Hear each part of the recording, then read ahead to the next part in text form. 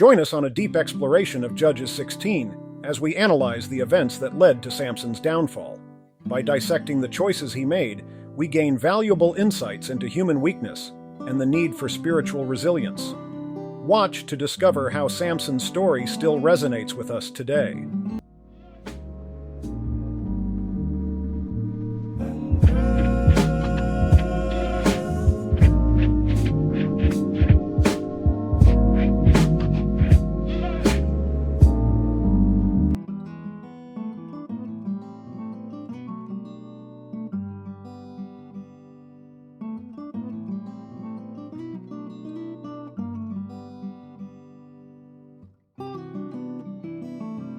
The story of Samson, found in the book of Judges in the Bible, is one that captivates and intrigues readers with its tales of strength, betrayal, and redemption.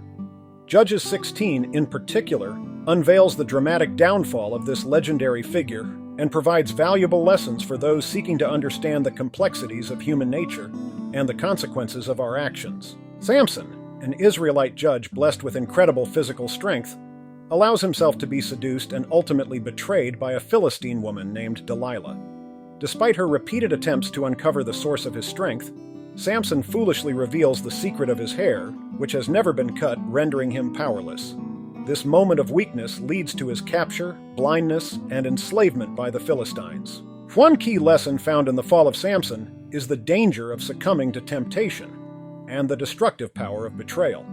Samson's vulnerability to Delilah's charms serves as a cautionary tale, reminding readers of the importance of discernment and self-control in the face of temptation. Furthermore, the consequences of Samson's actions remind us of the far-reaching impact of our choices. His betrayal ultimately leads to his own suffering, as well as the suffering of his people, who are oppressed by the Philistines. This serves as a reminder that our actions can have profound effects on not only ourselves, but also those around us. The fall of Samson also emphasizes the theme of redemption and the possibility of finding strength in moments of weakness. Despite his grave mistakes, Samson's faith in God is ultimately restored, and he is able to seek forgiveness and deliver a final blow to the Philistines, sacrificing himself in the process. In conclusion, the story of Samson's fall in Judges 16 offers a rich tapestry of lessons for those seeking to understand the complexities of human behavior and the consequences of our actions. It serves as a powerful reminder of the dangers of succumbing to temptation, the far-reaching impact of our choices, and the hope of redemption in the face of failure. By delving into this story, readers can glean valuable insights that are relevant to their own lives and relationships, and find inspiration in the possibility of finding strength in moments of weakness.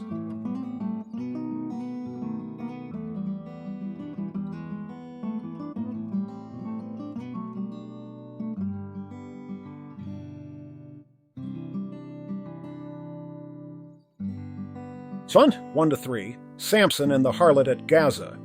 Now Samson went to Gaza and saw a harlot there, and went into her.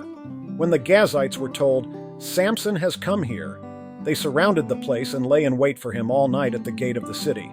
They were quiet all night, saying, "In the morning when it is daylight, we will kill him." And Samson lay low till midnight. Then he arose at midnight, took hold of the doors of the gate of the city and the 2 gateposts, pulled them up, bar and all, put them on his shoulders, and carried them to the top of the hill that faces Hebron. He saw a harlot there and went into her. Samson was in obvious sin here. This is a clear example of how a man so used of God can also sin, and sin blatantly. 1. Samson wanted to be used by God, but he also yielded to the deceitfulness of sin. He kept the external features of his Nazirite vow zealously, while at the same time sinning blatantly with a prostitute. 2. Samson did what we nearly all do when deceived by sin. He put his life into categories and figured that some categories God cared about and some categories God did not care about. Understanding that Jesus has claim over our entire life is a radical change of perspective. B. Put them on his shoulders and carried them to the top of the hill. Despite his sin, God still gave Samson supernatural strength to escape from the Philistines. God did this because God's purpose was bigger than Samson himself, and because God used Samson despite Samson's sin, not because of it. 4-5. Delilah agrees to betray Samson. Afterward it happened that he loved a woman in the valley of Sorek, whose name was Delilah. And the lords of the Philistines came up to her and said to her, "Entice him, and find out where his great strength lies, and by what means we may overpower him, that we may bind him to afflict him. And every one of us will give you 1,100 pieces of silver. Hey, he loved a woman, whose name was Delilah. Samson fell in love again and fell for a woman completely wrong for him. This is another example of the pain and ruin that came into Samson's life because he did not guard his heart. B. Every one of us will give you 1,100 pieces of silver. Delilah was also deeply in love, but she was in love with money, not Samson. 1 to 100 shekels made up more than 140 pounds, 63 kilograms of silver. 369. Samson lies to Delilah about the source of his strength. So Delilah said to Samson, "Please tell me where your great strength lies, and with what you may be bound to afflict you." And Samson said to her, "If they bind me with 7 fresh bowstrings, not yet dried, then I shall become weak and be like any other man." So the lords of the Philistines brought up to her 7 fresh bowstrings, not yet dried, and she bound him with them. Now men were lying in wait, staying with her in the room. And she said to him, "The Philistines are upon you, Samson." But he broke the bowstrings as a strand of yarn breaks when it touches fire. So the secret of his strength was not known. So please tell me where your great strength lies. The source of Samson's strength was not obvious. This means that he probably was not a large, heavily muscled man like a modern-day bodybuilder. He may have looked small and skinny and unlikely to have such strength. B. And with what you may be bound to afflict you, Delilah knew that Samson was strong, yet she also knew that he could be bound with something, and this was indeed true of Samson. One might say that the honest answer to her question would be, I may be bound with the attention and affection of an ungodly yet attractive woman. C. And she bound him. Samson could have easily seen Delilah's heart by the way she immediately tried to bind him with what he deceptively said he could be bound with. The fact that he did not tell her the truth proved that he knew she had a dangerous intention. Shawshank 12. Samson lies to Delilah about the source of his strength a second time. Then Delilah said to Samson, "Look, you have mocked me and told me lies. Now, please tell me what you may be bound with." So he said to her, "If they bind me securely with new ropes that have never been used, then I shall become weak and be like any other man." Therefore Delilah took new ropes and bound him with them, and said to him, "The Philistines are upon you, Samson." And men were lying in wait, staying in the room, but he broke them off his arms like a thread. "Hey, now please tell me what you may be bound with." It would seem that romantic attraction made Samson lose all sense. There was no good or rational reason Samson continued this relationship with Delilah, or entertained her prying into the secret of his strength. Samson is a good example of how an ungodly relationship can warp thinking. B. Delilah took new ropes and bound him. Samson allowed this bondage because he refused to escape the situation. Many today are in similar places of sin, compromise, and bondage, and refuse to escape the situation. 5 to 13 to 15. Samson lies to Delilah about the source of his strength for the 3rd time. Delilah said to Samson, "Until now you have mocked me and told me lies.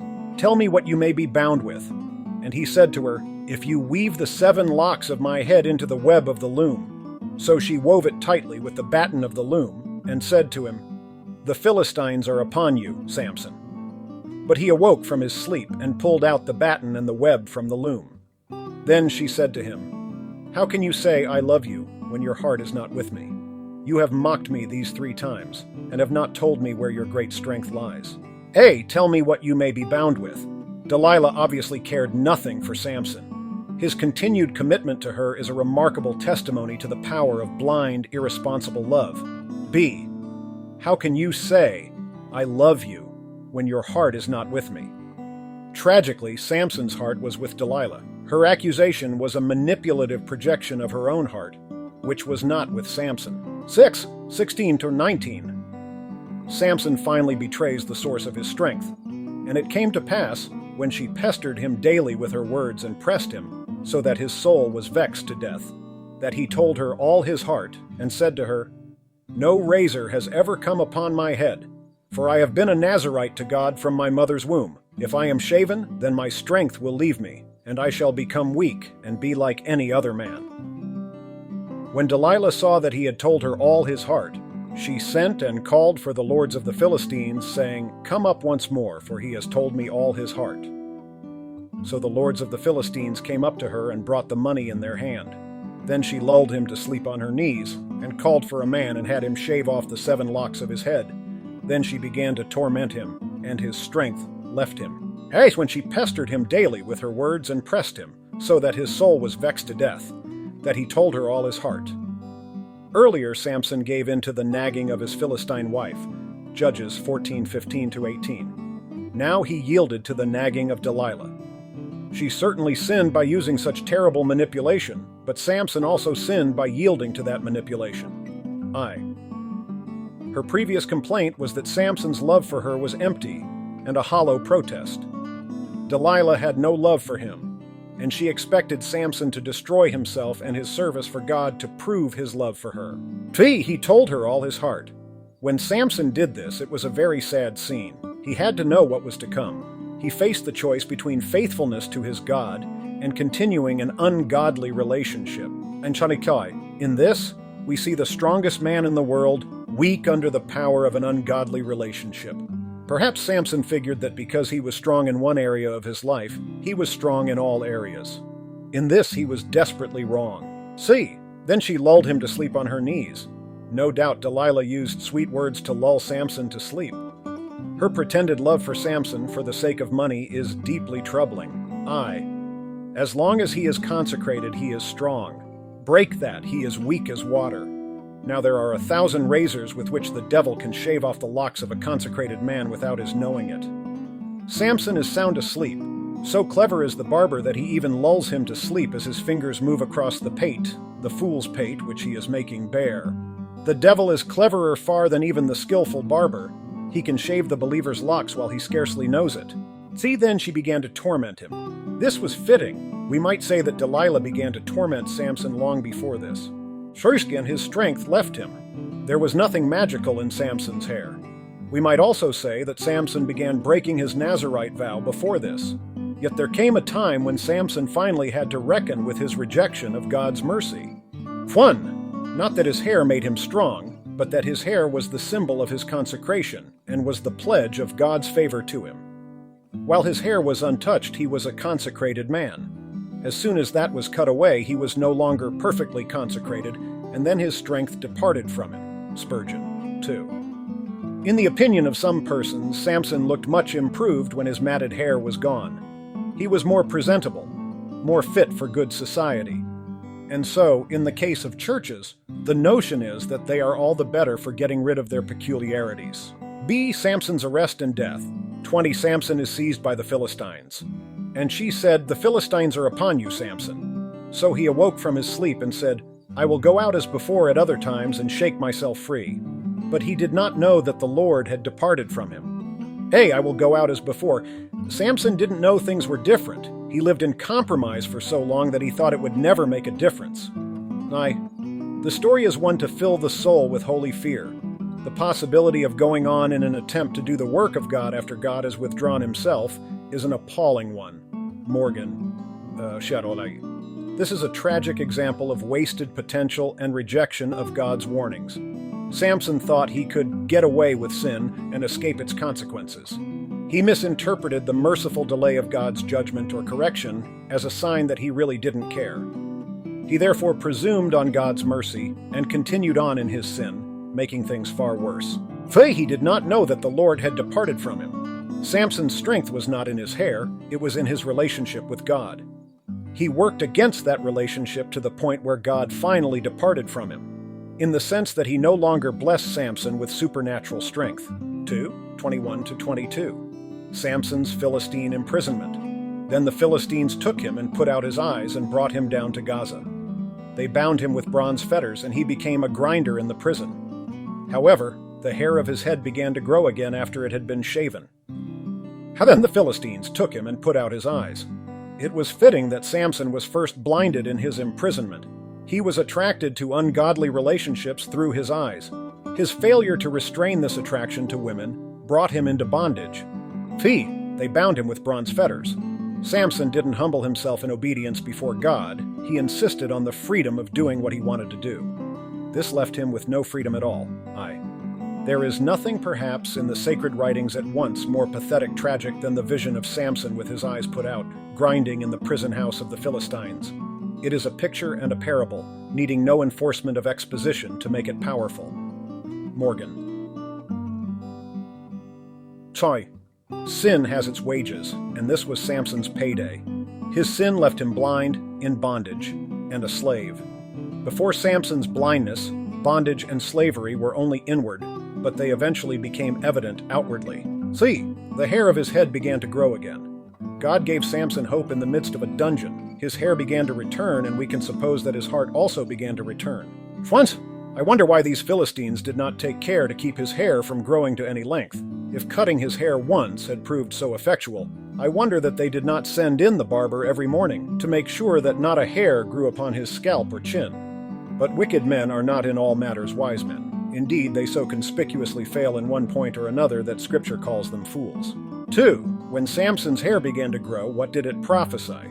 Well, first it prophesied hope for Samson. I will be bound to say that he put his hand to his head and felt that it was getting bristly, and then he put his hand to his beard and found it rough. Yes, it was coming, and he thought within himself, it will be all right soon. I shall not get my eyes back. They will not grow again. I am an awful loser by my sin, but I shall get my strength back again, for my hair is growing. I shall be able to strike a blow for my people and for my God yet. Verse 3:25. Samson is mocked by his enemies. And now the lords of the Philistines gathered together to offer a great sacrifice to Dagon their god, and to rejoice. And they said, Our God has delivered into our hands Samson our enemy. When the people saw him, they praised their God, for they said, Our God has delivered into our hands our enemy, the destroyer of our land, and the one who multiplied our dead. So it happened, when their hearts were merry, that they said, Call for Samson, that he may perform for us. So they called for Samson from the prison, and he performed for them. And they stationed him between the pillars. Thus, our God has delivered into our hands Samson our enemy. When Samson pursued his ungodly relationships, he might have justified it to himself by thinking that the only harm was done to himself. Yet here we see that his disobedience led to giving glory to false gods. Samson became a trophy for worshippers of false gods. B. When they people saw him, they praised their God. The message preached by the followers of Dagon was clear. They said, Our God is stronger than the God of Israel, because we have conquered Samson. Often, the disobedience of God's leaders leads others to deny God. 4:26-31, Samson's bittersweet death. Then Samson said to the lad who held him by the hand, Let me feel the pillars which support the temple, so that I can lean on them.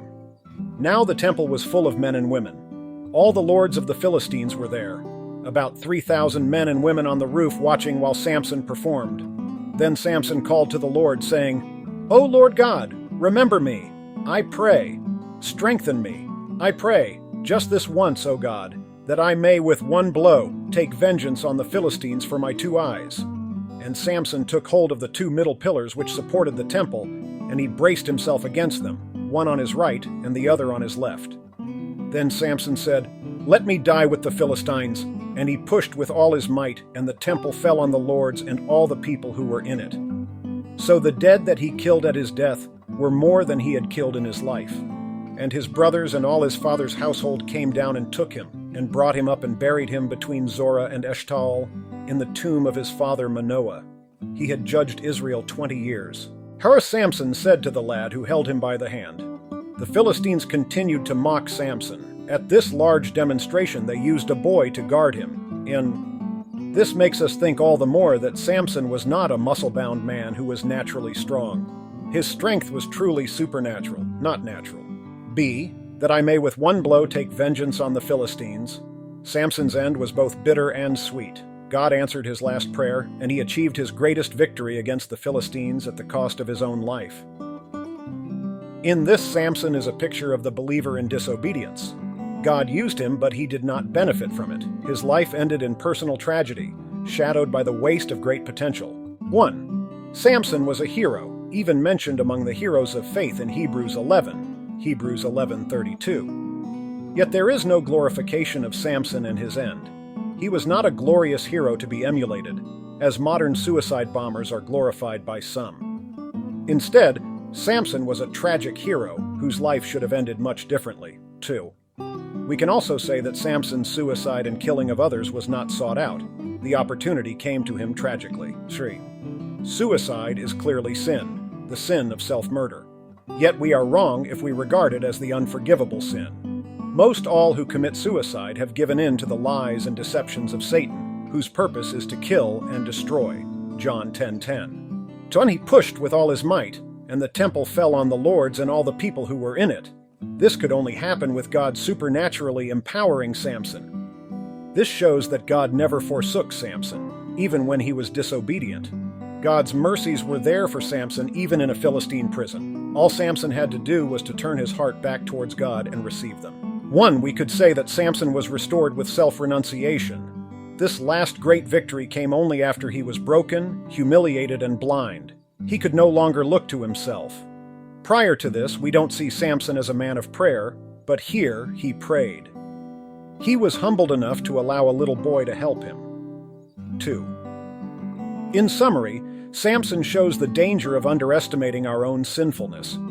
He probably figured he had things under control with his own fleshly lusts, but his desire for love, romance, and sex led directly to his destruction. Samson was the great conqueror who never allowed God to properly conquer him. 3. Samson had to be deceived to keep going back to tempting and dangerous places. It seemed that just about every time he went to the land of the Philistines, he fell into moral compromise. He should have learned from this. Instead of putting himself in tempting situations, he should have fled from youthful lusts. 2 Timothy 2:22, like Joseph did, Genesis 39:12. Rather than break his relationship with Delilah, he allowed it to break him. Wolf. 4. Samson also shows the danger of being a loner as a leader. Everything Samson did, he did alone. He judged for 20 years and never sought or used help from others. 5. Most of all, Samson is a powerful picture of wasted potential. He could have been and should have been one of the greatest men of God in the Old Testament, but he wasted his potential. 6. The Old Testament biographies were never written for our imitation, but they were written for our instruction. Upon this one matter, what a volume of force there is in such lessons. See, says God, what faith can do. Here is a man, full of infirmities, a sorry fool. Yet through his childlike faith he lives. The just shall live by faith. He has many sad flaws and failings, but his heart is right towards his God. He does trust in the Lord, and he does give himself up as a man consecrated to his Lord's service, and therefore he is saved. I look upon Samson's case as a great wonder, put in Scripture for the encouragement of great sinners.